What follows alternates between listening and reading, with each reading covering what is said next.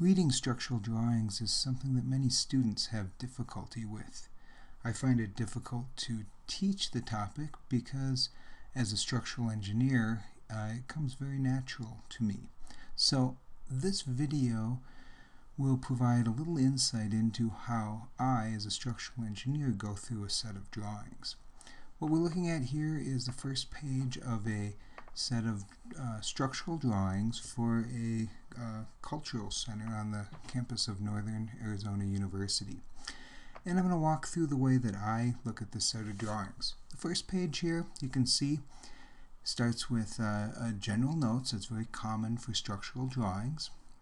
And the first thing I do is page through the drawings just to see how things are organized and look for things that help me understand how the building is put together. So I start at the very largest level.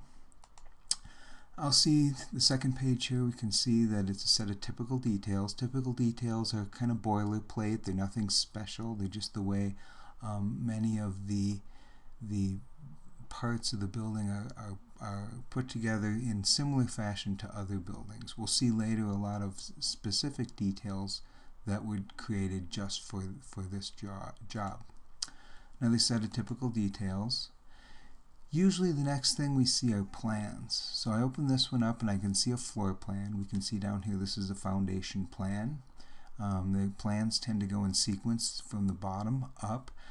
What I find is very curious on this drawing is that there are no real dimensions showing me how to lay out the whole building. So right now I'm a little confused. I don't know how big this building is. I don't know really what's going on. I can see that it's probably a concrete foundation, but beyond that, it doesn't make a lot of sense to me quite yet. So I'm going to keep digging. I'm going to go to the next page here. You can see this says framing plan. So framing indicates that it's structural. So I might concentrate a lot down here on the titles of the pages. You can see right below here that these were issued for 100% construction documents, so I expect them to be complete. This has floor and low roof, so I'm looking at this saying, okay, some of these spaces here look like they're open, and some of them look like they might be floors, and some might be roofs. So I'm not quite sure what's going on. So let's go to the next page. Here's a high roof. Okay, so we've got a high roof and a low roof, and each of these lines is going to represent some sort of structural member. I'm not sure what the material is yet. I'm not sure if this is wood, if it's steel, if it's concrete. Not until I zoom in closely can I really tell that. Let's page to the next one. Now we're starting to get into the details. And typically structural drawings are organized in series, like 100s, 200s, 300s, etc. So here we can see the 300 series of the foundation details. That keeps that the foundation contractor organized in one spot. So I'm looking closely here, and as I start to page through here, I look and see that we have some typical details here with some concrete footings. So here we'll zoom in a little bit. We see a wall coming down on a little concrete stem wall and then a little concrete footing. And typically on structural drawings you'll get your how to build it in the details, but the dimensions will be on the plan. Also for here, bottom of footing, see general structural notes. So these there's a lot of abbreviations that are used that we'll have to go back to the first page to get. But this tells us the detail of how to build it. Okay. I'm going to jump back out here. We'll go to the next page and a couple more foundation details. Okay, so it's kind of a concrete, shallow foundation. I can see that we don't have deep drilled piers or caissons or anything, so that tells me a little bit about the building. Floor framing details. So now I look at this, I see a lot of things here that show how the walls and floors connect together. I'll just randomly pick one here. There's a detail. And what I'm seeing here are metal studs. So these are metal studs. I see concrete metal on a deck for the plan and a shelf angle here. So what I'm seeing are bearing walls built around the building, and a floor that's built of metal deck with concrete on top of it. So that's generally the construction of this building. And you can see the details are all very similar. So these are just the different ways that the floors and beams connect to the walls. We'll go to the next page here. A couple more framing details. This looks like I got some ways that the stairs are connecting together. Now we get up to the roof framing details. So I see a lot of slants here, which tells me there's going to be some complexity to this job. Just zoom into one here. Again, we have metal studs, bearing walls, and then we have joists. So I'm not sure quite what these joists are. I see plywood. I'm guessing that these are probably wood joists, and we can see a slope to it. So now I'm seeing this complexity of the building, that we have a sloped roof going on. And I go to the next drawing and I see more roof framing details. So these are all details, and each one of these details will be called out somewhere in plan. So for instance, I'm right now on sheet S501, and this detail right here is detail number 9. So somewhere in the drawings there's going to be a call out for detail 9 on S501. The last one here, a few more roof framing details. So it looks like it's not too complicated. So the first thing I want to do is get a feel for what the building looks like. So I'm going to switch over to the architectural drawing. And as I page through the architectural drawings, we usually start at the bottom. So the first drawings typically have to do with the site plan. So here's a site plan. It shows how the building is going to be oriented relative, and looks like some demolition, so what was existing here, and how this new building kind of in this area is oriented relative to different roads. Looks like some landscaping going on outside.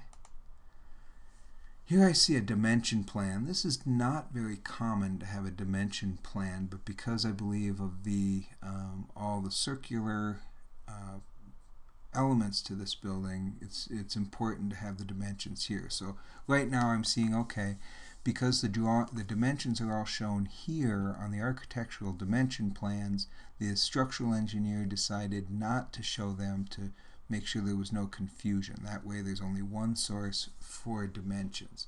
So this is where, unfortunately, the structural contractors, the foundation contractors, are going to have to come here to lay out their building. I see a few things here. I see all these dimensions. I see this point of beginning. So basically this is the reference point for the whole building. Everything's referenced to that point. The circles here, the circle in the middle, and these curved walls are identified by center points right here. So you can see this one right here, control point number 2. And so if we go over here, center point number 2, you can see that there's some dimensions given, and these dimensions are measured from that point of beginning. So to start the whole building, the contractor is going to have to figure out where this point is from the civil drawings, and then everything is referenced off that. So now we know where everything is in this building. Here's the roof and mezzanine second floor dimension plan, and then we get into the architectural plans. So right now I can see, okay, this looks like we've got a gathering space, we've got some study rooms, and we have some offices around on the first floor. We go up to the mezzanine, and what I'm seeing in this X here shows an opening. This looks like line of roof, so there's a cutting through a roof here. These cut lines here indicate that we're slicing through it. That's probably the slope of our roof. And then over here it looks like we've got a stair going up, a little elevator shaft, and then these are the details I was talking about. So let's zoom right in here. So what we see here are some details. Now these are architectural details, but if we're looking for a blow up of the elevator, we have detail 2 on A500, and this little dashed line around the outside indicates that that's a blow up plan. These little details and this symbol here shows elevations. So on A4.15 If we look at elevation number 4, it would be as if you were standing right here looking at that wall. Whereas if you were looking in this direction, you would see what you'd see in elevation number 5. So this gives me a feel for kind of how the building's laid out. I'm going to page to the next page here. This is where I see a roof plan, and what I'm seeing, if I zoom in here, are all these different slopes. So we can see that we have the roof sloping from an elevation of 26 to 23 to 22, and then this pops up. There's an elevator overrun here, so it pops up a little bit. So I see a valley. So I see a lot of complicated slopes here. So that's going to help me understand the structure by understanding the architecture. Let's see what else we can see from the architectural drawings here. If I jump to the elevations, we can see an elevation. So west elevation would be looking at the west side of the building. North elevation is looking at the north side of the building. So these are the directions that face west and north. And the architect has done a nice job of giving us an axonometric northwest. So this gives me a good feel. Okay, this building has curves and it has sloped roofs. There's that little elevator pop up where we're seeing punched windows. So I now have traversed the whole kind of set of drawings, and I have a feel for what's going on. It looked like back in this area by the elevator we had a little mezzanine. Otherwise, it's for the most part a single-story building, and that helps me understand the structure. So let's jump back to the structural drawings and take a little closer look. So I'm going to go back to the beginning, the general structural notes, and the general structural notes really give the detail about this type of building. There are specifications that will tell exactly how to build each part. However, the structural notes are different than most other trades where the specs take precedence. In structural drawings, typically it's the structural notes that take precedence over the specification. So let's jump in here, and by reading through the general notes, by skimming through them, we can get a good feel for a lot of the assumptions of this building and the materials. So let's just start off at the top here. I'm going to zoom into general. And first part is pretty much boilerplate.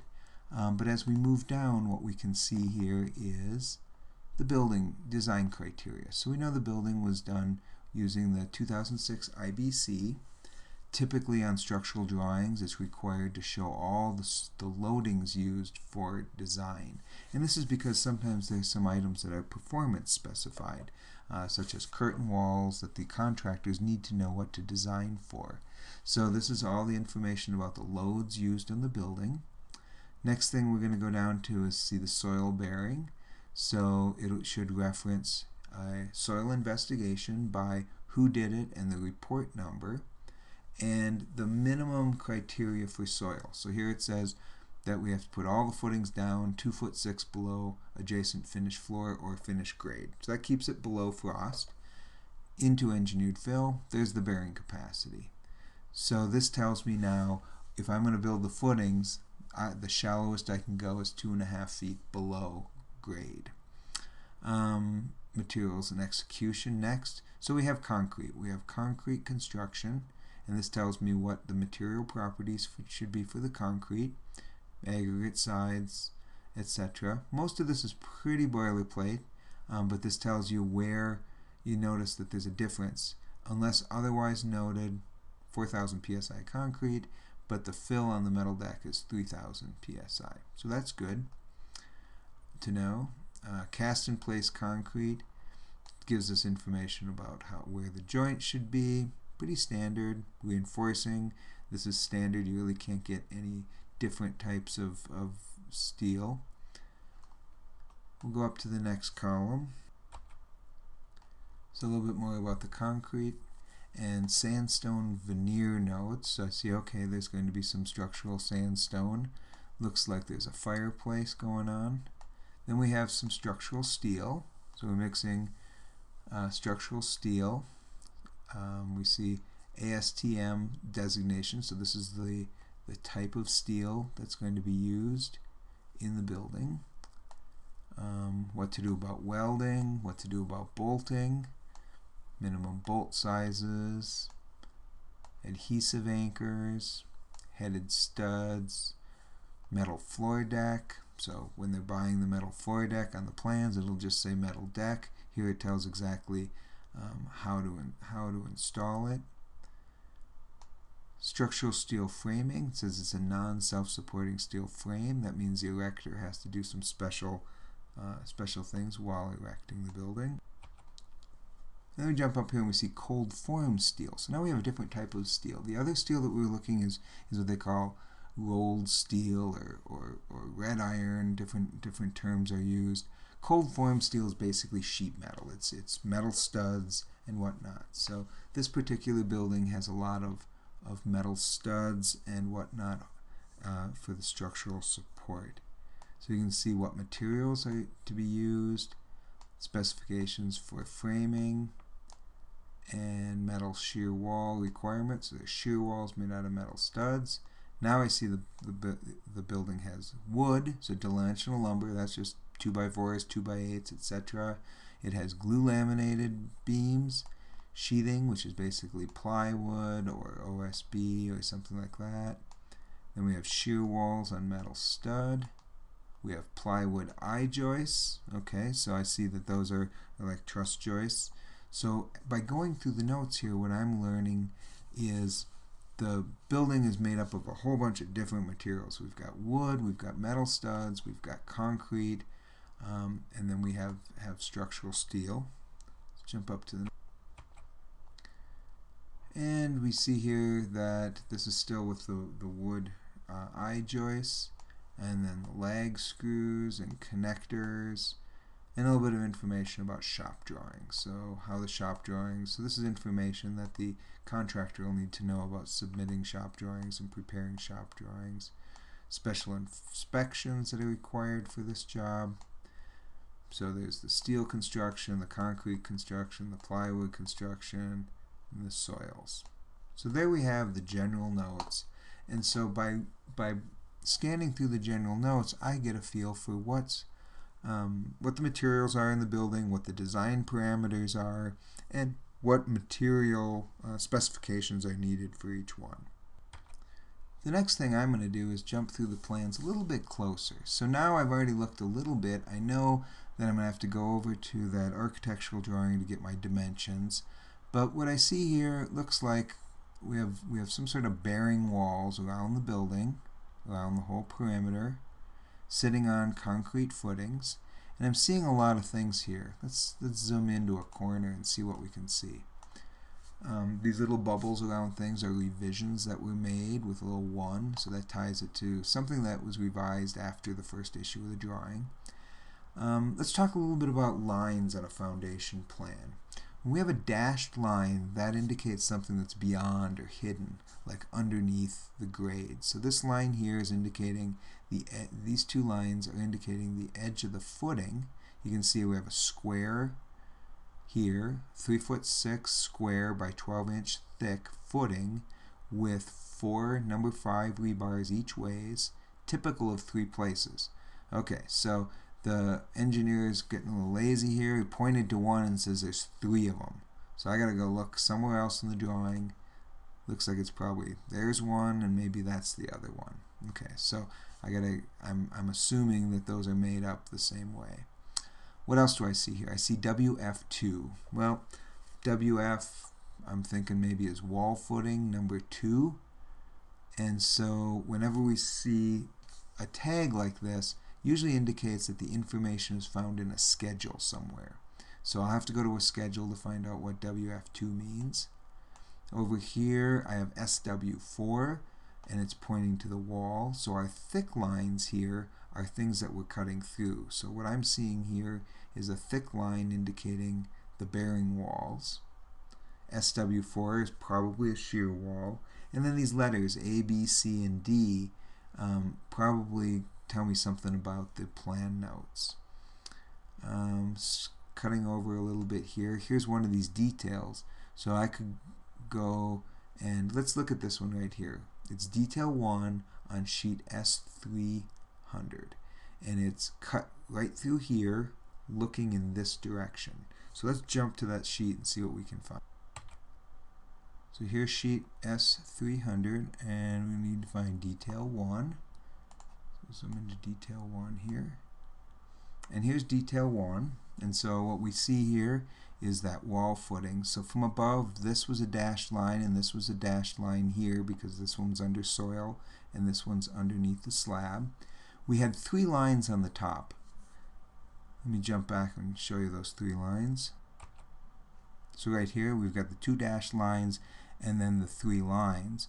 So and it's the same, I think we were looking at this detail. So we have two lines widely spaced and 1 close by. So when we jump back to detail 1 on S300, what we're going to see is these 2 lines indicate the top of the wall, and that's a little bit of a ledge. Okay, like I said, when we were looking down, this was the outside line and these were the 2 top lines. So what we were looking down, we were cutting through the wall, and we were seeing this little bit of a ledge. The dashed line here indicates that it's the architectural exterior wall, and then here's the indication of the metal studs. 800S16254 just talks about the size of the stud. It's an 8-inch stud, the 1.62-inch flange on it, and then that has to do with the gauge of the stud. We space them 16-inch on center, unless otherwise noted. And this tells us a little track to put down, and then the specifications and notes will tell how to fasten them together. On structural concrete drawings, these heavy lines indicate rebar. The size of the hooks are usually not shown because those are standard per ACI specs. So a standard 90-degree hook is what the contractor would give there unless there's a dimension shown. A circle indicates a rebar that we're cutting through, so those are longitudinal ones. So you can see in this wall, you can see this line here. The contractor would come in and build the footing first with these pieces of rebar, and then these are called dowels that would stick out of that footing, and they come back and build the wall. So they'd form up the wall, put these rebar in it, and then they'd come back, do the slab, do the insulation, do the backfill, build the wall on top. So we build from the bottom up. Here it says see plan for size and reinforcement. So if we jump back to that plan, we'll know how to reinforce this particular one. So let's do that now. So we were looking at S300. So let's jump into this little area here. This tells me it's wall footing number 2 is running along here. So I'd have to find a schedule with wall footing number 2 on it. And what I see over here is the wall footing schedule. So let's jump over here. So wall footing 2, 2 feet wide, 12 inches thick. It has 2 number 5 bars continuous. Continuous means they put the bars in and they have to put lap splices, and again the distance in the lap splice will be told by the drawings, by the specifications. And then here it says typical unless noted otherwise. So if there's a footing that's not labeled on the drawing, the contractor knows use this one unless it's noted with one of these other indications. So now I have a good feel. There are little strip footings around the perimeter. Remember from the general notes they had to be 2'6" below the exterior grade or the finished slab. In this case the exterior grade was lower. So that tells the contractor how deep to go. You'll note on the drawings it didn't give any elevations, which puts a lot on the contractor to figure out. So we got those footings. We have these little spread footings here. Let's zoom into the middle and see what's going on. So I see this. I see this one here is looks like a footing. Here it's called out, a 4-foot square by 12-inch thick footing with 4 number 5s, each way typical of 4 places. Okay, so there's 1 of them, there's 2 of them, there's 3 of them, there's 4 of them. Here's a detail cutting through 1 of them, again on detail 3 on S300. And these round things are steel pipes. Again, there's no dimensions shown here, which is actually curious. We typically would show the dimensions on a structural plan, but this architect and engineer decided to show all the dimensions elsewhere. So the contractor is going to have to do a lot of work to figure out where these go. It's a 6-inch diameter, extra strong pipe column with a 3/4 inch square base plate, 4 J-bolts typical of 4 places. So we have 4 steel columns going up here, holding up probably the roof. We could jump over to S300 again and see what that detail looks like. Let's go to that detail 3 on S300. And this is what we just saw in plan. Talked about the footing. So that was the one we saw, the 4 foot by 4 foot plan. It gave the reinforcement in the plan. Here's our anchor bolts. It's reiterating what it said in plan, but it gives us our embed distance now. A little bit of how to actually build it, some dry pack grout. Typically on structural columns, we put the footing down at least a foot. On this drawing, it doesn't quite show where to put it. So we'd have to go back to the plan to see the elevation. But we put the footings down lower so that we can bury the base plate below the slab. Then the slab comes right and nice and neat up to the column. You have the column here. Detail 4 looks down at the base plate, so it shows how to lay the anchor bolts out. So let's go look at detail 4. Presume it's down here a little bit. So there's detail 4 looking down. We have the pipe column. This is a weld symbol showing how to weld the pipe to the plate. Here's our 4 anchor bolts, 1.25 inches from the edge. So I think I have enough information to build that column. So let's jump back out to the plan. So as an engineer trying to figure out the building, I would be going through all this, and I'd just go through it on a careful basis just to try to figure things out. So let's jump up to the framing plan and see what we have. I'm looking here, and what I'm seeing, let's take a zoom into this corner. What I'm seeing here is symbols for beams. So this is W10 by 12, which is an indication of a steel beam. It's a W shape, 10 inches deep, that weighs 12 pounds per foot. These are all details on the sheet 400 on how to connect things together.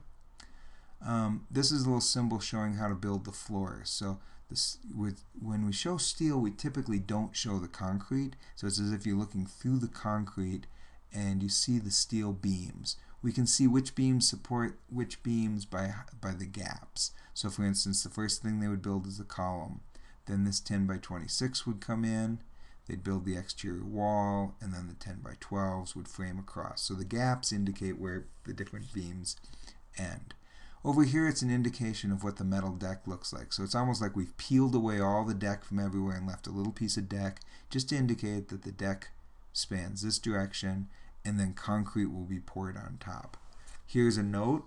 It's 2.5 inches of normal weight concrete with some welded wire mesh fabric over 1.5 inch type B 22 gauge deck. 2.5 plus 1.5 gives a total structural thickness of 4. So we'll be laying that in. And so all these details pretty much show how everything comes together. I can see that this is a stair that goes down. We've got details exactly how to connect all the pieces of the stairs together. So this is a little area. It's a concrete and steel framed little mezzanine. Let's pan around a little bit. Let's go over here. Now what I'm seeing here, tongue and grid plywood per structural notes on 11 7/8 TJIs. So TJIs, we'd have to go back to the notes, but a TJI is a plywood I-beam. So now we have wood construction over here. So you can see, again, it's kind of cut away, but I see AHU1 3,300 pounds. So this looks like it's supporting an air handling unit. Double joist, just a little wood mezzanine. I walk around here, I see SL2. Well, I know that these are walls, so I'm thinking that's probably a steel lintel, and I'll find a schedule somewhere that talks about SL2s, and it should be titled steel lintels. Here we have 600S162 ceiling joists. So that tells me that these are metal studs by the designation. So we have a 14 by 22. We have some more ceiling joists over here. We have a little pipe column.